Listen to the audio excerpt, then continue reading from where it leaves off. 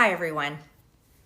I've always represented the common American man and woman as a member of the House of Representatives, which is why I've always been despised in Washington, D.C., and just never fit in. Americans are used by the political industrial complex of both political parties, election cycle after election cycle, in order to elect whichever side can convince Americans to hate the other side more. And the results are always the same. No matter which way the political pendulum swings, Republican or Democrat, nothing ever gets better for the common American man or woman. The debt goes higher, corporate and global interests remain Washington's sweethearts, American jobs continue to be replaced, whether it's by illegal labor or legal labor by visas or just shipped overseas. Small businesses continue to be swallowed by big corporations. Americans' hard-earned tax dollars always fund foreign wars, foreign aid, and foreign interest.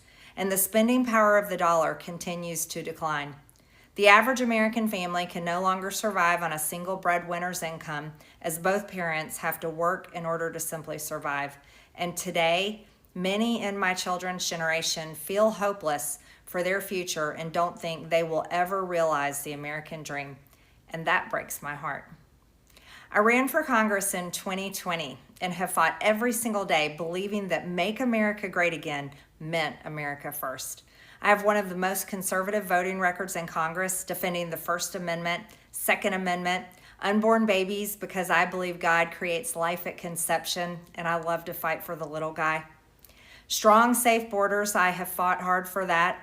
I've fought against COVID tyrannical insanity and mandated mass vaccinations, and I've never voted to fund foreign wars with your hard-earned tax dollars. However, with almost 1 year into our majority, the legislature has been mostly sidelined. We endured an 8-week shutdown, wrongly, resulting in the House not working for the entire time, and we are entering campaign season, which means all courage leaves and only safe campaign re-election mode is turned on in the House of Representatives. During the longest shutdown in our nation's history, I raged against my own speaker and my own party for refusing to proactively work diligently to pass a plan to save Americans' health care and protect Americans from outrageous, overpriced, and unaffordable health insurance policies. The House should have been in session working every day to fix this disaster. But instead, America was force-fed disgusting political drama once again from both sides of the aisle on television every single day.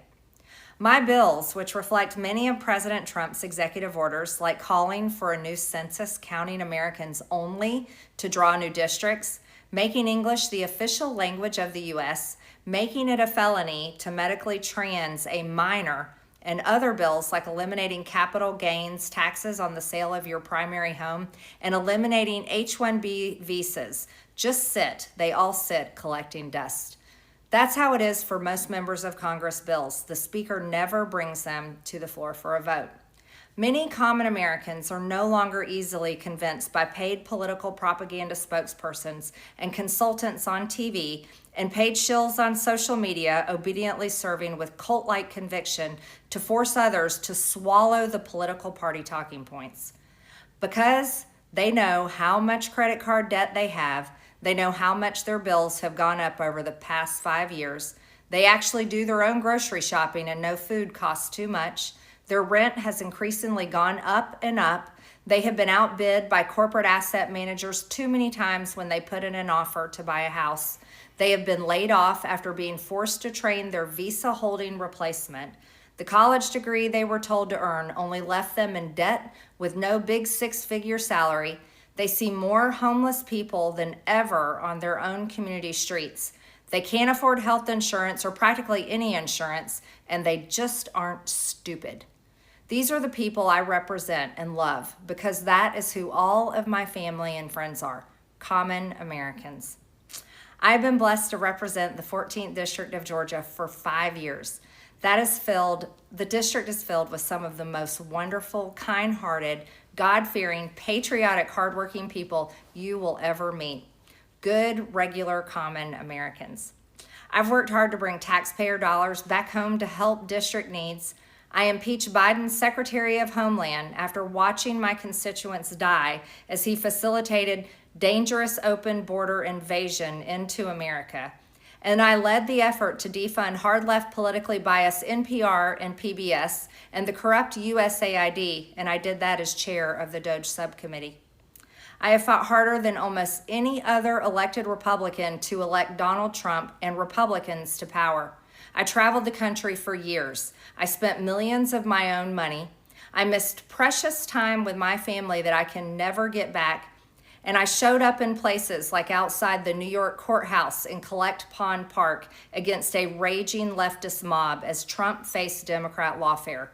Meanwhile, most of the establishment Republicans who secretly hate him and who stabbed him in the back and never defended him against anything have all been welcomed in right after the election. And I will never forget the day I had to leave my mother's side as my father had brain surgery to remove cancerous tumors in order to fly to Washington, D.C. to defend President Trump and vote no against the Democrats' second impeachment in 2021. My poor father and my poor mother, it was way too much for all of us. Through it all, I never changed or went back on my campaign promises and only disagreed in a few areas, like my stance against H-1Bs replacing American jobs, AI state moratoriums, debt for life 50-year mortgage scams, standing strongly against all involvement in foreign wars, and demanding the release of the Epstein files. Other than that, my voting record has been solidly with my party and the president. Loyalty should be a two-way street, and we should be able to vote our conscience and represent our district's interests because our job title is literally representative. America first should mean America first and only Americans first, with no other foreign country ever being attached to America first in our halls of government. Standing up for American women who were raped at 14 years old, trafficked and used by rich, powerful men should not result in me being called a traitor and threatened by the President of the United States, whom I fought for. However, while yes, hurtful, my heart remains filled with joy, my life is filled with happiness, and my true convictions remain unchanged because my self-worth is not defined by a man, but instead by God who created everything in existence. You see, I have never valued power, titles, or attention in spite of all the wrong assumptions about me. I do not cling to those things because they are meaningless and empty traps that hold too many people in Washington. I believe in term limits and do not think Congress should be a lifelong career or an assisted living facility. My only goal and desire has ever been to hold the Republican Party accountable for the promises it makes to the American people and put America first. And I have fought against Democrats' damaging policies like the Green New Deal, wide open, deadly, unsafe border policies, and the trans agenda on children and against women. With that has brought years of non-stop, never-ending personal attacks, death threats, lawfare, ridiculous slander and lies about me that most people could never withstand even for a single day. It has been unfair and wrong, not only to me, but especially to my family, but it's been wrong to my district as well. I have too much self-respect and dignity. I love my family way too much, and I do not want my sweet district to have to endure a hurtful and hateful primary against me by the president that we all fought for, only to fight and win my election while Republicans will likely lose the midterms, and in turn be expected to defend the president against impeachment after he hatefully dumped tens of millions of dollars against me and tried to destroy me. It's all so absurd and completely unserious. I refuse to be a battered wife, hoping it all goes away and gets better.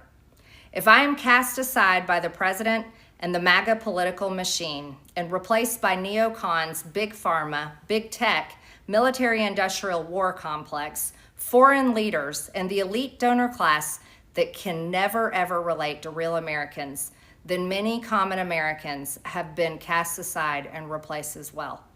There is no plan to save the world or a 4D chess game being played.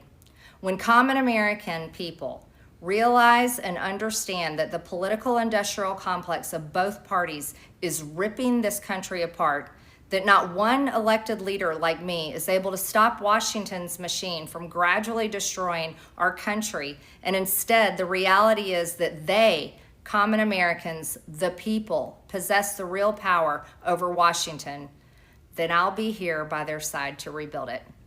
Until then, I'm going back to the people that I love, to live my life to the fullest as I always have, and I look forward to a new path ahead. I'll be resigning from office with my last day being January 5th, 2026, and I look forward to seeing many of you again sometime in the future. May God bless you all, and may God bless America.